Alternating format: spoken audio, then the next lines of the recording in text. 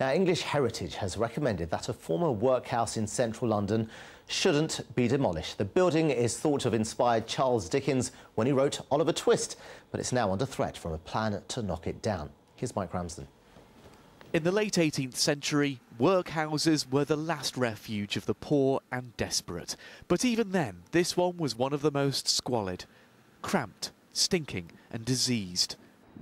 200 years on, the land it's built on, complete with cemetery, is some of the most expensive in Britain. In this part of London, Fitzrovia, just north of Oxford Street, there are plenty of posh bits of Georgian architecture that have been preserved, but nothing from the other end of the social spectrum. And there's another reason why this is an important building for London. Please, sir, may I have some more? Everybody knows that the most famous workhouse in literature is that in Oliver Twist.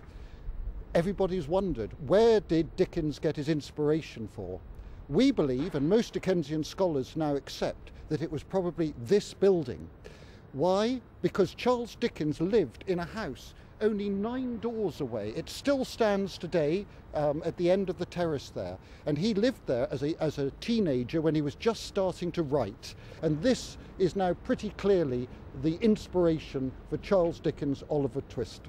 The building was used by the Middlesex Hospital until 2006, and it's still owned by the UCLH Trust. They say it should be redeveloped for much-needed social housing. Whether it'll be demolished rests with the Department for Culture, Media and Sport. They're deciding now whether it should be listed.